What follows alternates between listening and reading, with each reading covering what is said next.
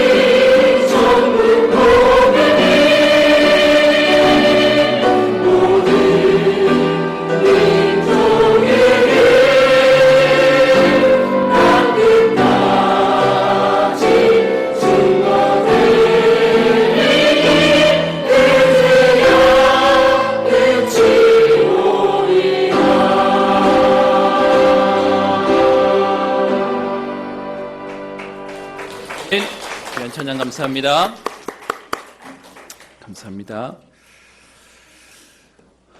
오늘도 예배 오신 여러분들을 주님의 이름으로 축복합니다. 오늘도 하나님 주시는 새 힘을 얻는 응답의 날 되기를 소원합니다. 옆에 있는 분들에게 한번 인사하겠습니다. 성도님은 존귀한 하나님의 자녀입니다. 한 번 더 인사하겠습니다. 그리스도가 성도님의 모든 문제를 끝내셨습니다. 아멘. 여러분, 이 말은 세상에서 잘 될 거야 라고 하는 그런 위로의 말이 아닙니다. 그리스도께서 우리 인간의 문제를 해결하기 위해 친히 인간의 몸을 입고 오셔서요, 우리의 모든 문제를 십자가에서 끝내시고 그리고 말씀하신 겁니다. 다 이루었다. 그래서 여러분, 오늘 이 자리에 오신 분들 분명히 고민 가운데, 또 걱정 가운데, 염려 가운데, 또 이런저런 마음에 해결해야 될 많은 기도 제목들을 가지고 오셨을 것입니다. 여러분, 우리가 고민해서요, 문제가 해결될 거라면 우리는 계속 고민해야 됩니다. 24시 고민, 24시 걱정. 그래서 해결될 것 같으면 하면 되는데요. 아시잖아요. 그런다고 해결 안 돼요. 그런다고 오히려 더 우리는 조바심 나고요, 더 어려움 속에 생깁니다. 그렇다고요, 될 대로 되라고 던져놓으면 됩니까? 그것도 안 돼요. 그러면 오늘 하나님이 우리에게 주시는 진짜 답을 얻고요, 진짜 힘을 얻는 시간 되어야 되겠습니다. 우리 옆 동네, 우리 일본에 있었던 사건입니다. 지난달 28일 날 51세 된 남성이 초등학교에 가서 초등학교 입구에서 초등학생들이 나오는데 그 앞에서 흉기를 휘둘러서요, 20명의 사상자를 냈습니다. 그리고 그 범행 직후에 그 범인은 스스로 목숨을 끊는 일이 생겼는데요. 이 사람은 80대 되는 작은 아버지 집에서 지내면서 외부와의 접촉은 전혀 없었던 우리 희귀꼬물이라고 얘기하죠. 그렇게 지내면서 바깥 출입도 안 하던 사람인데 매일 게임과 TV 시청으로만 살던 사람이 어느 날 갑자기 나와서 초등학생들을 사상을 내는 안타까운 일이 생겼습니다.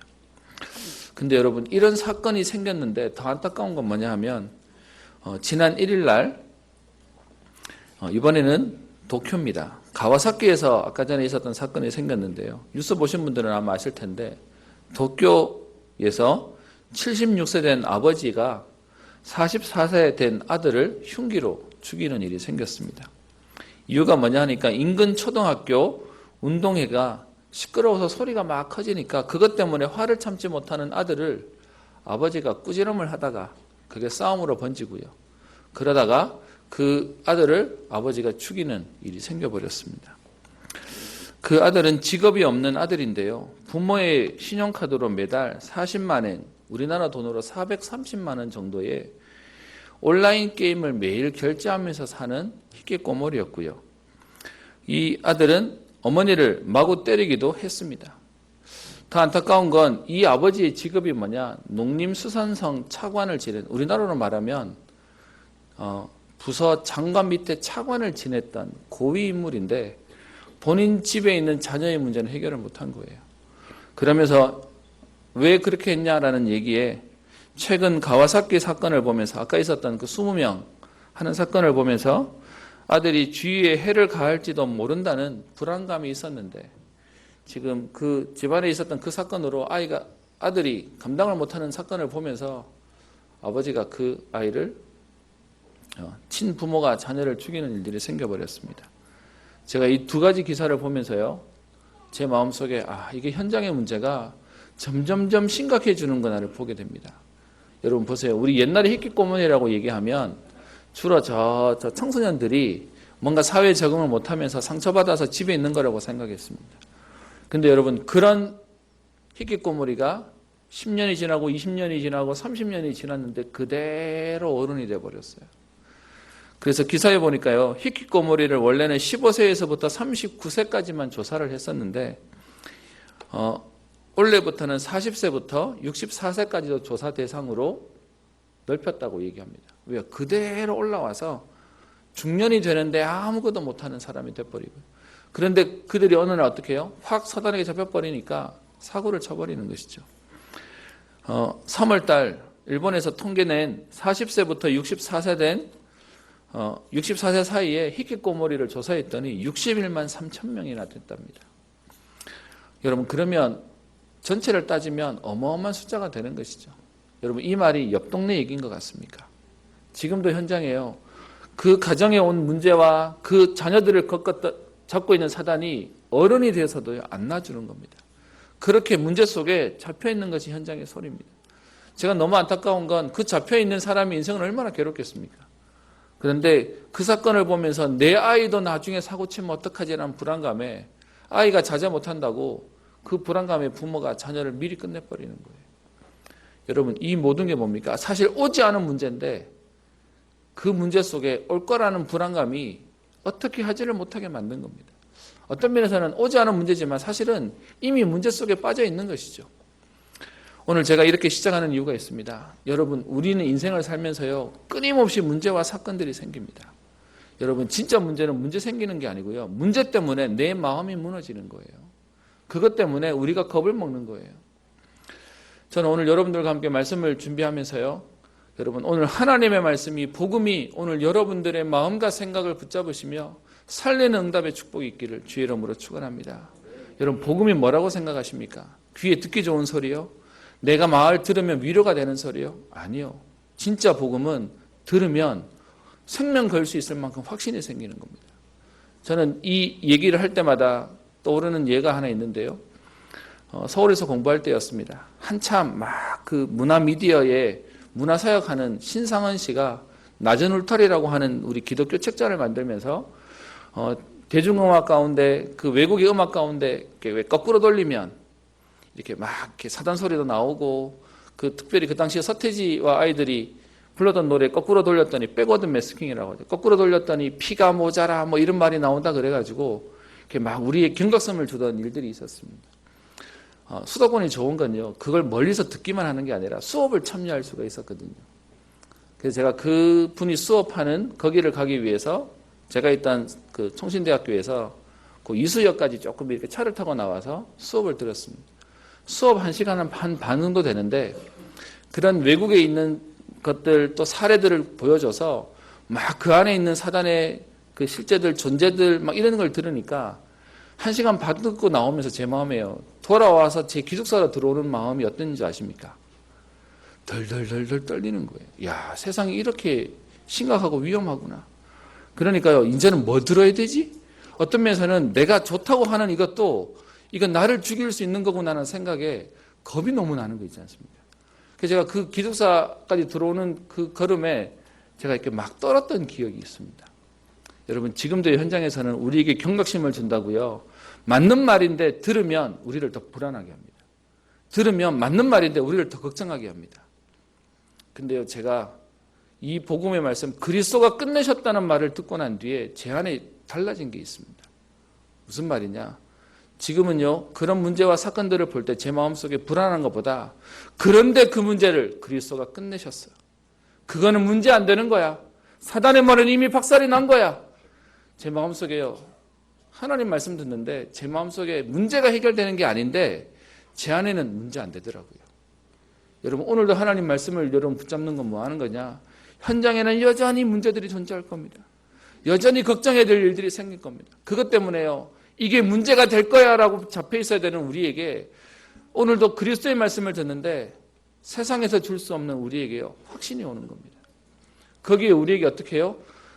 요동치 않고 생명 걸 만한 이유와 가치가 발견되어지는 겁니다. 그래서 여러분, 복음의 말씀은 우리에게 생명 걸게 하는 것입니다. 우리에게요, 그 모든 사람들이 안 된다고 하는데 하나님 말씀 붙잡는 사람에게는요, 그것이 되어지는 응답이 되는 겁니다. 반대로 남들은요, 다 분위기 따라서 가는데 진짜 하나님 말씀 붙잡는 사람은요, 그 분위기 휩싸이지 않아요. 그래서 여러분, 저는 복음은 우리를 요동치 않게 하는 겁니다. 복음은요, 우리를 생명 걸게 하는 것입니다. 오늘 하나님 주시는 그 응답이 있기를 주의 이름으로 축원합니다. 근데 여러분, 현장에는요, 그렇지 않아요. 이 복음의 비밀을 모르니까 사단이 주는 12가지 문제로 인해서 나를 위해서 그렇게 살겠다고 몸부림치는데, 여러분, 나를 위해서 사는 사람이 결국 행복합니까? 아시죠? 나를 위해서 사는 사람은 안 행복해요. 어떤 면에서 여러분, 우리 부모님들이 인생을 나를 위해서 사는 게 아니라 내 가족을 위해서 살겠다고 가족을 위해 희생하고, 어떤 면에서는 봉사도 하고 배려해 주는데 그게 우리에게 행복이 되어지는 것도 보게 됩니다. 사단은요, 너를 위해 살아. 네가 주인공이야. 네가 하고 싶은 대로 하면 돼. 네 인생은 네 거야 라고 얘기하는데요, 문제는 그것이 내 마음대로 안 됩니다. 그래서 우리에게 오래된 문제, 결국은 불년 상태로 사단과 흑암에게 완전히 묶여버려서 인간은 매 순간 좌절할 수밖에 없고요, 좀 괜찮아지는 것 같아 보이지만 계속 반복되어지는 문제 가운데 해결이 안 되는 겁니다. 여러분, 이런 마음들이 시간이 지나면서 힘을 얻는 게 아니라 더 상처받는 것이죠. 그 상처가 여러분 우리의 마음속에 모든 상황 가운데 불안한 겁니다. 어떤 면에서 문제가 오지 않았는데 내 마음은요, 불안해서 못 견디는 겁니다. 문제가 안 왔는데도 불구하고 올 것처럼 겁이 나버리는 거고요. 문제가 방금 지나갔는데 우리 마음속에는 또 올 것 같아서 또 겁내고요. 그래서 여러분 그 마음이 상처와 불안과 염려 가운데 24시간 걸려 있는 것이죠. 여러분 그렇게 사는 것도 너무 억울한데 그 마음이, 그런 마음으로 살던 우리가 생각에 완전 딱 잡혀버리죠. 그래서 안 된다는 겁니다. 그래서 못한다는 겁니다. 여러분 오늘 우리 렘넌트들이 예배 드리는데 오늘 렘넌트 예배의 분위기가 많이 오늘 좀 적게 왔어요. 혼자 생각해, 왜 오늘따라 애들이 적지? 아직 시험 기간 안 됐는데 어제 축구를 봤나? 축구를 보고 다들 잤나? 뭐 이렇게 생각을 또 했습니다. 그래서 오늘 만나는 애들마다 다 만나서 보니까 얼굴도 부어 있어요. 축구 봤니? 봤어요. 뭐 이러면서 얘기를 하더라고요. 저는 오늘 예배 때문에 일찍 좀 잠이 들었고요, 아침에 일어나서 결과를 봤습니다. 여러분 보신 분도 알겠지만 1대3으로 졌습니다. 그래도 뭐 2등까지 결승까지 올라간 것만 해도 대단한 거죠. 근데 여러분 그 댓글에 제가 되게 제가 약간 우프다는 말 아십니까? 웃긴데 슬픈 거, 우리 렘넌트 용어인데 우프다고 하는데 우픈 글을 하나 봤습니다. 뭐라고 하냐, 이제 기사들만 제가 이제 보게 됐으니까요. 선수들은 열심히 했는데 감독이 얘기하더라고요. 선수들은 잘못이 없고 내가 잘못해서 그렇다라고 얘기하는 기사의 밑에 붙은 댓글이었습니다. 아니, 당신들은 잘못한 거 없어요. 잘못은 내가 했어요. 이유가 뭐냐? 원래 재수 없는 내가 그걸 뭘 본다고 내가 쳐다보는 바람에 졌다는 거예요. 그래서 미안하다, 내가 잘못했다, 이것을 밤새 본 내가 잘못이다 라고 하는 글들이 붙었는데, 문제는 그 글에 댓글에 또 댓글이 붙어요. 나도 그런 생각했는데, 나도 그런 마음인데 라고 쭉쭉쭉 붙는 겁니다. 뭐 우습고 넘어갈 수 있는 얘기기도 해요. 근데 여러분, 이런 생각 가지고 있는 사람 없는 것 같습니까? 하필이면 내가 딱 봤더니 안 되더라, 하필이면 내가 딱 했더니 안 되더라. 여러분 그런 것에 딱 묶여 사는 게 현장의 모습입니다. 제가 우프다고 얘기했지만 사실은 표현하지 않는 현장 속에 완전히 24시간 마음과 생각이 걸려버리고 사는 겁니다. 실제로 그 사람이 했기 때문에 그럴 수도 있을 겁니다. 그런데요, 사단이 주는 생각 가운데 완전히 묶여 있는 것이죠. 그렇게 마음과 생각의 상처 속에 있는 이 사람이 여러분 그걸로 끝나겠습니까? 뇌에 들어가 버리죠. 그 정도로 끝나겠습니까? 그 24시 매일 불안하고 염려하고 걱정하고 그러면서 나 때문이라고 생각하는 그 사람이요, 그것이 영혼까지 들어가 버리니까 완전히 저저 가운데 계속 살게 되는 것입니다. 이번에 기사를 보는 그 히키코모리 얘기를 듣는데요, 히키코모리가 발견되는 경우를 너무 안타까워요. 뭐냐, 부모가 노년돼서 지금 일본에서는 8050 세대라는 얘기를 합니다. 80대 부모님과 50대 히키코모리. 근데 전혀 생활이 안 되는. 근데 어느 날 80대 부모님이 이제 죽으시는 거죠. 근데 문제는요, 죽은 부모님을 가지고 어떻게 해결을 못해서 그냥 방치해 놓고 있다가 시신부패하는 냄새 때문에 경찰이 와가지고 발견되어진답니다. 근데 안타까운 건 그렇게 발견되어지면 그 히키코모리는 산대요. 그렇게 해서 시설 들어갈 수 있으니까. 그런데 그 상황 가운데 완전히 방치되어서 같이 무너지는 세대가 오고 있다는 것입니다. 여러분 이게 현장의 모습입니다. 그렇게 마음과 생각과 뇌와 그리고요 그의 영혼까지도 장악돼 버린 겁니다. 여러분 이런 사람들이 현장에 너무 많은 것이죠. 그런 가운데 하나님이 우리에게요, 우리 힘으로 해결할 수 없는지 아시고 절대 인간이 몸부림친다고 잠깐 반짝할 수 있지만 여러분 아시죠? 잠깐 힘내는데 계속 힘들면 나중에는요, 그래서 안 되나 보다 라고 완전 포기해 버립니다. 안 되는 줄 아시고 하나님이 우리에게 그리스도를 보내셨습니다. 그 그리스도가 오셔서 어떻게 해요? 우리 힘으로 안 되는 이 문제를 십자가상에서 다 끝내신 것입니다. 여러분, 이 복음의 비밀을 우리에게 주셨고 우리가 그 응답 속에 와 있다. 여러분, 어마어마한 응답입니다.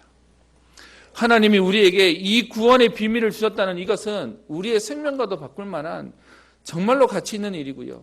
이 비밀을 우리 후대에게 전하지 않으면 우리의 후대들도요, 세상을 열심히 살아보고 도전하다가 상처 입고 마음에 데미지를 입고 그것이 또 문제가 되어서 결국은요, 또 걸리는 인생이 될 겁니다. 그래서요, 우리가 누리고 우리 후대들에게 전달하고 또 다른 사람들에게 말해야 할 그리스도가 다 끝내셨는 이 복음의 비밀을 오늘도 누리고 말해야 할 것입니다. 요한복음 14장 26절 27절에 이렇게 얘기합니다. 보혜사 곧 아버지께서 내 이름으로 보내실 성령 그가 너희에게 모든 것을 가르치시고 내가 너희에게 말한 모든 것을 생각나게 하시리라. 평안을 너희에게 끼치노니 곧 나의 평안을 너희에게 주노라. 내가 너희에게 주는 것은 세상에 주는 것과 같지 아니하니라. 너희는 마음에 근심도 말고 두려워하지도 말라. 우리 보고 그냥 하지 말라는 게 아닙니다. 하나님이 근심하지 않아도 될 만큼 우리에게 응답하시겠다는 겁니다. 하나님이 우리에게 염려하지 않아도 될 만큼 하나님은 역사하시겠다는 것입니다. 여러분, 오늘 이 비밀을 가지고 새롭게 일어나시고 도전하시며 또 새롭게 시작하는 응답의 날 되기를 소원합니다. 우리 사도행전의 말씀을 계속 보고 있는데요. 여러분, 사도행전 말씀 어떠십니까? 옛날 얘기로 들리십니까? 옛날에 있었던 말씀인데 오늘의 우리하고 똑같고요. 말씀이 우리에게 계속 실제 내게 주시는 하나님의 답으로 들려지실 겁니다. 그런 가운데 우리 사도행전 9장까지 보고 있었는데요. 사도행전에 있는 내용 가운데 우리가 하나를 볼 게 있죠. 문제가 터진 것 같은데 문제 안 됐어요. 응답이 온 것 같은데 그것 때문에 하나님 어떻게 해요? 더 큰 전도의 문을 열어 나가시는 것입니다. 그러면요, 오늘 우리의 삶에서도 일희일비할 이유가 없어요. 되는 것 때문에 흥분할 이유도, 안 되는 것 때문에 근심할 이유도 없습니다. 특별히 우리 지난주에 봤던 핍박자 사울이 전도자로 바뀌어집니다. 교회가 받아주지 못하고 거부하는 상황 속에 하나님은요, 그 가운데 각인이 바꾼 사람들을 통해서 하나님은 품게 하시고 또 유대인들이 죽이려고 해서 다소로 저 도망 피난 가야 되는 상황 가운데서도 하나님은요, 하나님의 교회를 든든히 세워가십니다. 여러분, 오늘 문제 속에 있기 때문에 안 되는 것처럼 보이십니까? 그럼에도 불구하고 하나님은 오늘 성령으로 우리에게 역사하실 것입니다. 우리의 가족과 자녀들이 지금 안 되는 것 같습니까? 아니요. 사실은 각인을 바꾸고 있는 응답의 시간표 속에 있는 것입니다. 오늘 말씀을 보겠습니다. 그래서 32절에 보면 그때에라고 얘기합니다. 누가가 자주 쓰고 있는 표현이고 사도행전에도 누가복음에도 자주 나오는 말인데요. 이 그때란 말은 하나님의 시간표 속에 있다는 것입니다. 여러분, 혹시 문제 속에 있습니까? 괜찮습니다. 그것도 하나님의 시간표 속에 있는 겁니다. 여러분, 조금 잘 되는 거 계십니까? 그러면 그것도 하나님의 시간표에 있기 때문에 우리는요, 오늘도 말씀 따라가면 됩니다. 여기서 말하는 오늘 그때에는 여러분, 사도행전 8장 1절에만 보면요, 어떻게 되어 있었냐 하면 베드로가 예루살렘에 스데반의 환란을 인해서 예루살렘 교회에 큰 박해가 일어나서 사도들 외에는 전부 모든 땅으로 흩어졌다라고 되어 있었습니다. 사도행전 8장에만 해도 시간표는 사도들이 교회를 지켜야 한다라는 것 때문에 사도들은 움직이지 않는 시간표였습니다. 그런데 오늘 보시면요, 32절에 베드로가 사방으로 두루 다니다가, 오늘의 시간표에는 베드로가 사방으로 두루 다니는 캠프와 순회 사역들을 하고 있는 모습들이 있습니다. 우리는 흔히들 그렇게 얘기합니다. 나는 성격이 조용해서, 나는 성격이 내성적이어서 나는 앞에 나서는 거 싫어해요. 그렇게 말하는 분들이 계십니다. 여러분, 우리의 성격대로 하나님 역사하시는 게 아니고요, 하나님이 우리를 만들어 쓰시는 겁니다. 그러니까 베드로가 오늘 보기에 사도행전 8장에 있는 시간표에서는 교회를 지키는 시간표였어요. 그런데 오늘 사도행전 9장 32절에는 지금요, 사방으로 두루 다니며 현장에 전도하고 선교하는 일들을 하고 있습니다. 그래서 분명히 하나님이 우리에게요, 시간표대로 우리에게 역사하실 것입니다. 그래서 여러분, 어떤 면에서는요, 나는 세계복음화의 언약 속에 붙잡고 있으면 하나님이 우리를 만들어 사용하실 겁니다.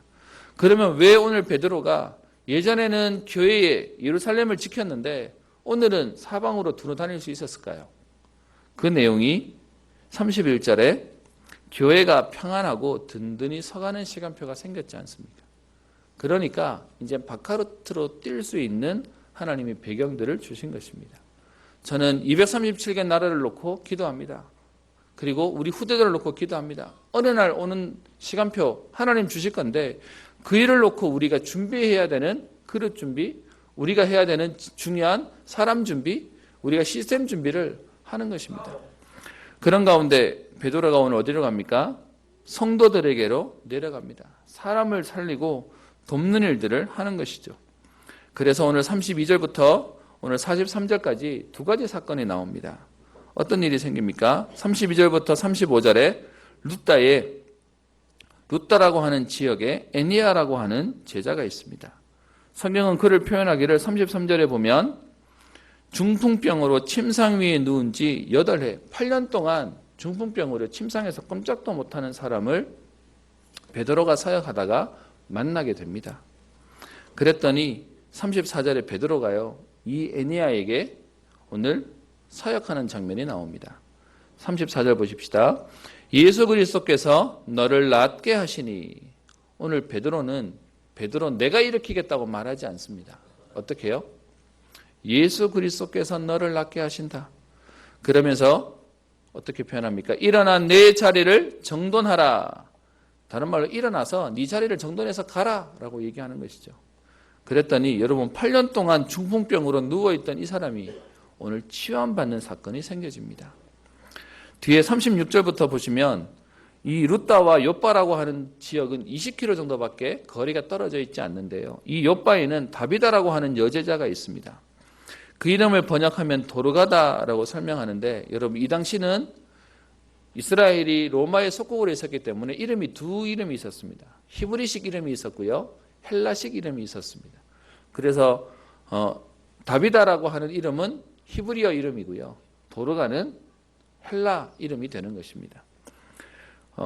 다비다라고 하는 여제자가 있는데 그 사람은 선행과 구제하는 일을 심히 많이 하는데 오늘 37절에요. 이 사람도 병들어서 죽게 되어집니다. 시간표가 분명히 오는 것이죠. 그래서 시체를 씻어서 다락에 누였다는 얘기는 이미 장례 절차가 진행되었던, 완전히 숨이 끊어지고 장례 절차까지 진행되고 있는 상황 중에 있는 겁니다. 그런데 38절에요. 루다가 욥바에서 가까워서 아까 말씀드린 20km 정도밖에 안 되니까 한 18km에서 20km 된답니다. 그러다 보니까 제자들이 베드로가 거기 있음을 듣고 두 사람을 보내어 지체 말고 와달라고 간청합니다. 처음부터 부를 때 살릴 수 있는 믿음을 가지고 불렀는지는 성경은 말하지 않지만 어쨌든 장례식을 집내달라는 의미인지 아니면 살려달라는 의미인지 베드로를 지금 청해서 오게 만듭니다. 그래서 39절에 베드로가 와서 그들에게 옵니다. 지금 욥바라는 지역으로 오게 되는 것이죠. 그래서 그 여제자라고 하는 다비다의 시신이 있는 곳에 올라가니까 39절 중간에요. 모든 과부가 베드로 곁에 서서 울며 도로가가 그들과 함께 있을 때에 찍은 속옷과 겉옷을 다 내 보입니다. 그만큼 아끼고 사랑했다는 얘기인 거죠. 그랬더니 40절 베드로가 사람을 다 내보내고 무릎을 꿇고 기도합니다. 여러분 이 얘기도 베드로는 자기의 능력이 아니라 하나님께 은혜를 구하는 것이죠. 내가 하는 것이 아니라 하나님이 역사된다고 아니까 오늘 기도하는 일이 나옵니다. 그리고 난 이후에 돌이켜 시체를 향하여 얘기합니다. 다비다야 일어나라 하니 40절에요. 그가 눈을 떠 베드로를 보고 일어나 앉은지라. 베드로가 손을 내밀어 일으키고 성도들과 과부들을 불러들여 그가 살아나는 것을 보이게 됩니다. 오늘 이 본문에는요. 사도행전 5장 이후로 잠깐 사라져 다루지 않았던 베드로의 사역들을 얘기하고 있습니다. 베드로가 12장 마지막 절까지 베드로의 사역들을 사도행전은 기록하고 있는데요. 오늘 그 내용 가운데 두 가지 치유에 대한 부분들을 오늘 성경은 말하고 있습니다. 여러분 이렇게 치유하는 이유는 하나입니다. 저 뒤에 35절에도 보면 나오는데요. 룻다와 사론에 사는 사람들이 다 그를 보고 주께로 돌아오니라. 누구를 보고 돌아왔다고요? 중풍병으로 누워있던 애니아를 보고 돌아온 것입니다. 하나님 현장에 왜 기적의 역사들을 주시냐? 이것 때문에요. 복음이 증거되어지도록요. 생명의 역사를 체험하도록 하나님 오늘도 현장에 기적을 주시겠다는 겁니다. 42절에도요. 온 요파 사람이 알고 많은 사람이 주를 믿더라.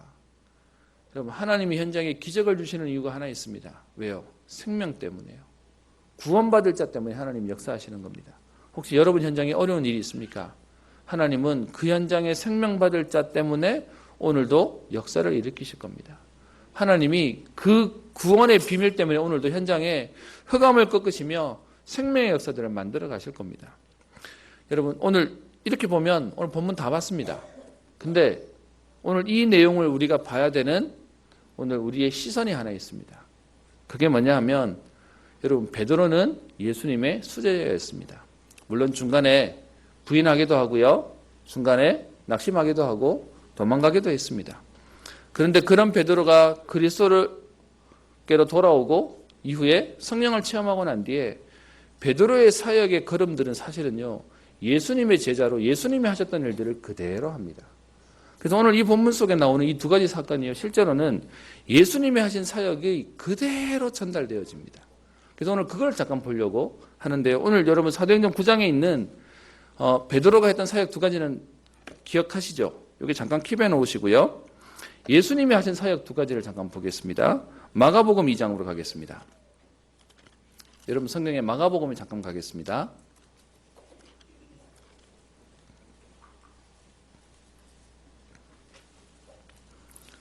마가복음 2장에 오시면 예수님께서 가버나움에 오셨는데 사실 그 앞절에 이 1장에 많은 기적을 일으키셨다가 다른 곳에 가셨다가 다시 돌아오게 되니까 사람들이 지금 어마어마하게 찾아옵니다. 2장 2절 설 자리가 없을 만큼 서게 되었는데 예수께서 지금 이 상황 가운데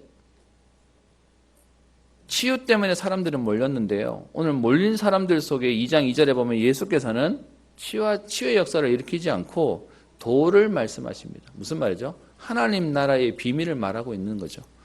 그러던 중에 2장 3절 중풍병자를 4사람이 메고 와서 예수께로 오는데 문제는 사람들이 너무 많으니까 들어올 수가 없어서 어떻게 해요? 지붕에 올라가서 구멍을 내고 중풍병자가 누운 그 상을 내려보내는 사건들이 생깁니다. 아마 우리 교회를 좀 다니셨던 분들은 이 사건들은 다 기억이 날 겁니다. 지금 여기서 말하는 천장을 뜯을 수 있는 집, 이스라엘도 집이 두 가지가 있답니다. 뜯어낼 수 있도록 만들어 놓은 집으로 만들고 기와를 얹어 놓은 집이 있고요. 여기는 이제 서민들이 사는 집이고 좀 잘 사는 사람들이라 할까요? 좀 이렇게 하는 사람들은 뜯어낼 수 없는 구조의 집을 살고 있었답니다. 그렇게 치면 지금 예수님이 가 계신 이 집은 그냥 평범한 사람들이 사는 집인 거죠. 그래서 거기에 구멍을 뜯어서 중풍병자를 냅니다. 그랬더니 중간에 5절부터 뒤에 10절까지 좀 다른 얘기인데요. 그 중풍병자가 내려오면 사실은 중풍병자를 일으키는 게 먼저잖아요. 근데 예수님이 그 중풍병자에게 죄사함을 받아라 라고 얘기하면서 좀 다른 얘기가 있습니다. 오늘 주제가 좀 다르기 때문에 넘어가고요. 그리고 난 이후에 11절에 10절 뒤에 얘기합니다. 중풍병자에게 말씀하시되 내가 네게 이르노니 일어나 내 상을 가지고 집으로 가라.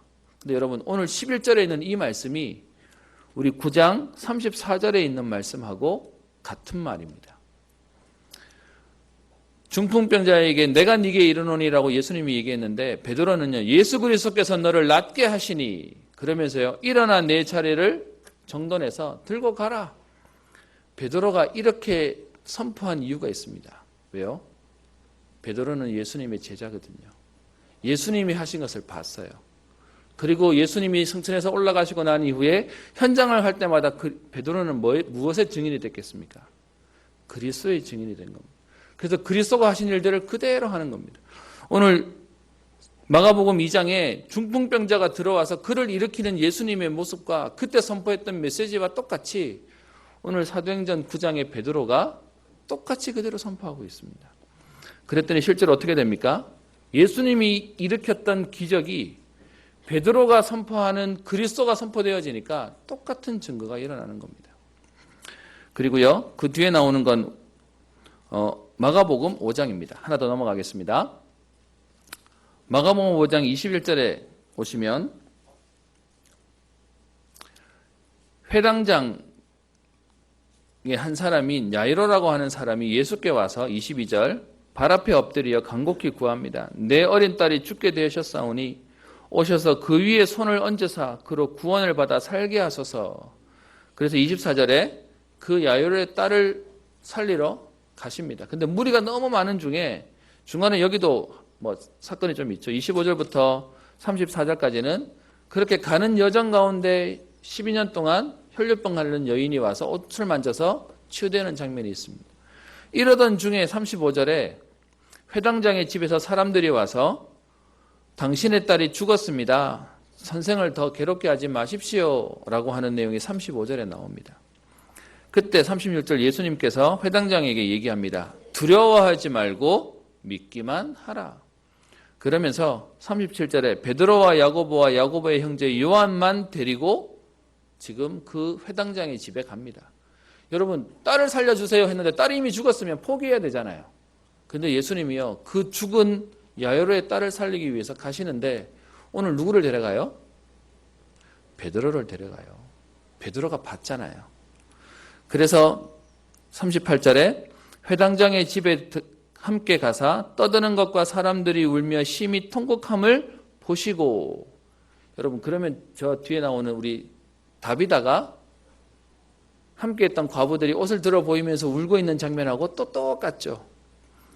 그러던 중에 40절에 사람들이 얘기합니다.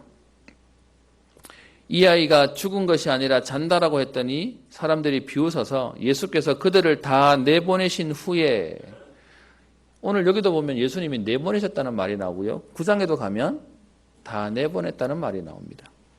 그리고는 아이 있는 곳에 들어가서 41절 아이의 손을 잡고 이르시되 달리다고 하시니 번역하면 내가 네게 말하노니 소녀야 일어나라. 그렇게 해서 예수님이요 그 소녀를 일으키는 장면이 오늘 마가복음 5장에 나옵니다. 근데 여러분 이 말과 사도행전 9장의 베드로가 다비다를 살리는 장면하고 똑같습니다. 심지어요 원어로 보면 앞에 있는 소녀에 일어나라는 말이 달리다굼이잖아요. 그런데 오늘 40절에 다비다야 일어나라 라고 하는 이 말은 다비다굼입니다. 단어로 딱 한 단어 말고 똑같이 되어 있습니다. 그렇게 해서 그 다비다가 일어나서 살아나게 되는 것들이 일어나게 됩니다. 오늘 저는 여러분들에게 뭔 얘기를 하려고 했느냐, 여러분 옛날 얘기를 하는 게 아닙니다. 우리는 그리스도에게 능력이 있으면 압니다. 그런데 문제는 그리스도의 언약 속에 오늘도 그 그리스도를 선포하는 전도자에게도 동일한 역사와 응답이 있는 것들에 대해서는 자꾸 까먹습니다. 그래서 베드로에게 역사가 일어났다? 여러분 이 얘기는 오늘 언약 잡은 저와 여러분들에게도 어떻게 해요? 동일한 응답이 있는 것입니다. 분명히 성경은 우리에게 약속합니다. 여러분 나눠드렸던 교환에 보면 여기에 대한 내용을 말하고 있죠. 3번에 3번입니다. 하나님은 우리에게 약속하십니다.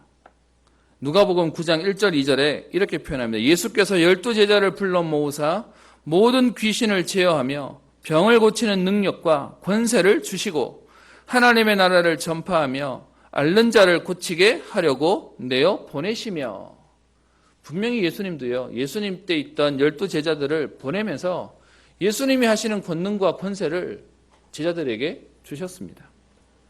누가복음 10장 19절에도요 70인 제자들을 보내놓고 그들에게 하셨던 말씀이죠. 내가 너희에게 뱀과 정갈을 밟으며 원수의 모든 능력을 제어할 권세를 주었으니 너희를 해할 자가 결단코 없으리라. 그러나 귀신들이 너희에게 항복하는 것으로 기뻐하지 말고 너희 이름이 하늘에 기록된 것으로 기뻐하라 하시니라.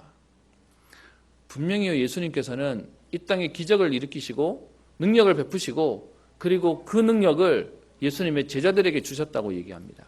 사도들에게만 주신 게 아니라 누가복음 여러분 9장에는 12제자지만 10장에는요 70인 제자에게도 하나님이 똑같이 주십니다. 사도가 아닌 평신도 사역자에게도 하나님이 주세요. 그리고 여러분 오늘 사실은 제목을 여기서 따왔는데요. 요한복음 14장 12절입니다. 여기는 한번 찾아서 같이 한번 읽어봤으면 좋겠습니다.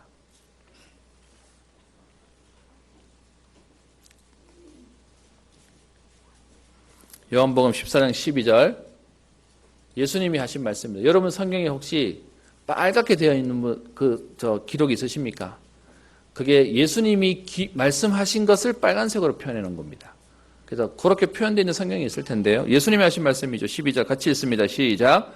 내가 진실로 진실로 너희에게 이르노니 나를 믿는 자는 나의 하는 일을 저도 할 것이요 또한 이보다 큰 것도 하리니 이는 내가 아버지께로 감이니라. 아멘. 분명히 성경은 약속하고 있습니다. 나를 믿는 자는 내가 하는 것을 저도 할 것이고 나보다 더 큰 것도 할 것이다 라고 얘기합니다. 여러분 그게 예수 믿는 자의 축복입니다. 그게 그리스도 언약 붙잡은 자의 응답입니다. 혹시 여러분 문제 때문에 걱정하고 계신 분 계십니까? 우리의 신분은 막 문제 만나가지고 걱정하고 불평하고 원망하고 좌절하고 낙심하고 포기해야 되는 우리 인생이 아니에요. 창세기 1장 27절 28절에 약속하셨던 하나님의 형상으로 창조된 우리는 이 땅을 정복하고 다스리고 생육하고 번성하고 충만한 응답을 주시는 정복자로 하나님 우리를 세우신 것입니다. 말씀의 결론을 내겠습니다. 여러분 하나님 자녀 이 자리에 와서 예배드리는 건 우리는 그냥 예배드리는 게 아니에요. 우리가 그냥 와서 위로받고 그냥 약간 이렇게 힘내고 그리고 돌아가서 여전히 또 그 문제 속에 있다가 돌아오는 그런 인생을 사는 게 아닙니다. 성경은 분명히 얘기하기를 여러분 예수님이 하신 그 일을 예수님과 똑같이 베드로가 하고 있습니다. 사실 우리 이 뒤부터는 12장 이후부터는 바울이 나올 텐데요. 베드로는 예수님을 따라다녀서 봤다고 칩시다. 그런데 그 예수님과 공생애를 같이 가지 않았던 바울도 그리스도 이름으로 현장에 갔더니 똑같은 역사와 응답이 일어나게 됩니다. 그러면요 오늘 언약 잡은 하나님의 자녀인 저와 여러분들에게 하나님은 어떻게 하시겠습니까? 분명히 역사하시는 겁니다. 분명히 하나님은 응답하시는 것입니다. 저는 여러분들 오늘 예배드리고 나갈 때요 제가 여러분들에게 뭔 말을 해서가 아니라 하나님의 말씀으로 하나님이 지금 나와 함께 하시는구나. 하나님이 내게 지금 약속하셨구나. 오늘 말씀에 분명히 얘기합니다. 내가 진실로 진실로 너에게 이르노니 나를 믿는 자는 나의 하는 일을 저도 할 것이요 또한 이보다 큰 것도 하리니. 그래서 여러분들 개인을 놓고 너무 안 되어지는 여러분 각인이 있습니까? 영적인 문제 있습니까? 그거 하나님 앞에 놓고 기도하시는 겁니다. 하나님 나를 치유하여 주옵소서. 하나님 우리의 가정과 가족들을 치유하여 주옵소서. 하나님 우리의 가문을 살리는 응답을 주옵소서. 오늘요 8년 된 중풍병자가 일어났습니다. 죽었던 지금 다비다가 살아나는 응답을 주십니다. 왜요? 그리스도 이름 전했더니. 여러분 하나님 자녀는 열심히 하는 사람 아니고요. 요한복음 1장 12절에 영접하는 자, 곧 그 이름을 믿는 자가 하나님의 자녀랍니다. 그래서 오늘도 말씀에서요. 우리에게 열심히 믿는 자라고 말하지 않고 어떻게 해요? 진실로 진실로 이르노니 나를 믿는 자는요. 능력 있는 자, 실력 있는 자, 어떤 면에서는 잘하는 사람 말하지 않고요. 믿는 자는 오늘 나의 하는 일을 저도 할 것이고 그보다 더 큰 일도 한다는 것입니다. 그것이 우리에게 주신 신분과 권세입니다. 마가복음 3장 13절부터 15절에 산에 오르사 자기의 원하는 자들을 부르시니 나오온지라 이에 12를 세우셨으니 이는 자기와 함께 있게 하시고 또 보내사 전도도 하며 귀신을 내어 쫓는 권세도 있게 하려 하심이라. 여러분 우리에게 주신 신분과 권세입니다. 그런 우리에게 오늘요 믿는 자의 사명이 뭡니까? 그냥 우리는 믿고 죽어서 천국 가는 그 정도의 인생이 아니라 오늘 우리에게 예수 그리스도께서 오셔서 우리에게 맡기신 사명이 있습니다. 마태복음 28장 18절에 예수께서 나와 일러 가라사대 하늘과 땅의 모든 권세를 내게 주셨으니 그러므로 너희는 가서 모든 족속으로 제자를 삼아 아버지 아들과 성령의 이름으로 세례를 주고 내가 너에게 분부한 모든 것을 가르쳐 지키게 하라. 예수님이 우리에게 하신 언약이 뭡니까? 가서 제자 삼으라는 겁니다.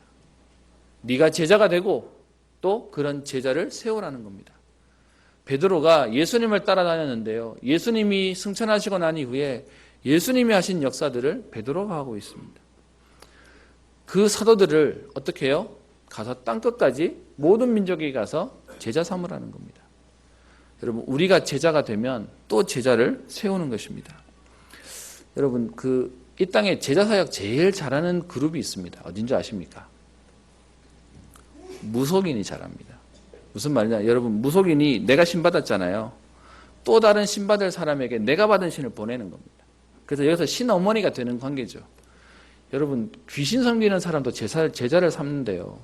하나님의 영을 받은 저와 여러분들이 어떻게 해요?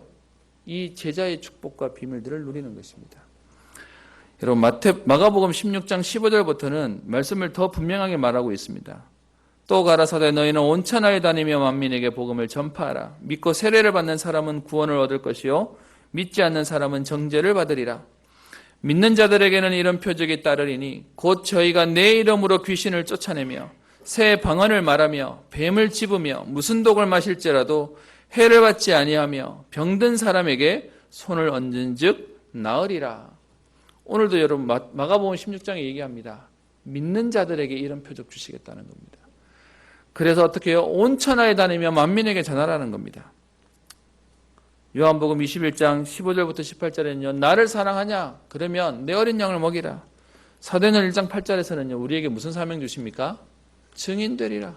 증인으로 하나님 삼으시겠다는 것입니다. 여러분 안 쓰면 모르는 거죠. 여러분 그럼 우리는 어떻게 믿는 자의 사명을 감당할 수 있겠습니까? 요한복음 14장 14절부터 15절에 이렇게 표현합니다. 내 이름으로 무엇이든지 내게 구하면 내가 시행하리라.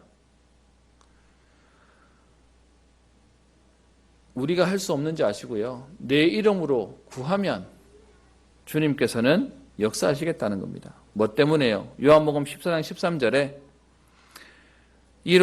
이는 아버지로 하여금 아들을 인하여 영광을 얻으시게 하려 함이라. 그래서 성령은 얘기합니다. 내 이름으로 무엇을 구하든지 내가 시행하리라. 하나님 우리에게 역사하시는데요. 구하면 하나님은 역사하시겠다는 겁니다. 믿는 자의 사명. 여러분 성경에 나오는 인물들의 역사들을 보면서요. 남의 얘기가 아니라 그들에게 역사하셨던 그 성령이 오늘 언약 잡은 우리에게도 동일하게 일어나게 될 것입니다. 여러분 베드로의 인생 우리 사도행전 시작하면서 봤지 않습니까? 베드로가 완전하지 않았어요. 완벽하지 않았어요. 도망갔던 사람, 부인했던 사람, 개인으로는 무너졌던 사람입니다. 그런데 성령이 역사하시니까 그리고요 하나님이 사용하시니까 쓰임받는 인물이 되었습니다. 말씀을 마칩니다. 여러분 오늘 언약 잡은 여러분들에게 믿는 자에게 여러분을 통하여 하나님이 가정과 가문과 여러분의 후대와 지역과 현장과 시대를 살리는 응답들을 허락하실 것입니다. 오늘 그 축복을 누리는 기도와 또 응답의 비밀 속에 주역되시기를 주의 이름으로 축원합니다. 기도합니다. 살아계신 하나님 아버지, 예수님이 하셨던 그 사역들을 믿는 자에게 동일하게 주시며 베드로를 통하여 역사하셨던 그 응답들을 언약으로 붙잡습니다. 오늘 언약 잡은 하나님의 사람들을 통하여 우리의 가정과 현장과 시대와 후대와 우리의 직장과 시대와 세계를 살리는 응답을 누리게 하옵소서. 하나님 이 일에 우리를 제자로 증인으로 세우셨으니 하나님 이 응답을 누릴 기도의 축복을 누리게 하시며 하나님 아들이 영광을 받으시는 일에 쓰임받는 응답의 걸음 되게 하옵소서. 하나님 우리 안에 있는 모든 갈등과 염려와 불안과 문제들을 치유할 만한 오늘도 하나님 주시는 새 힘을 얻게 하시고 생명 갈 만큼 생명과도 바꿀 만큼 하나님의 응답을 누리는 축복의 인생 되게 하옵소서. 감사드리며 살아계신 우리 주 예수님 이름으로 기도합니다. 아멘. 찬송가 399장 찬양하겠습니다.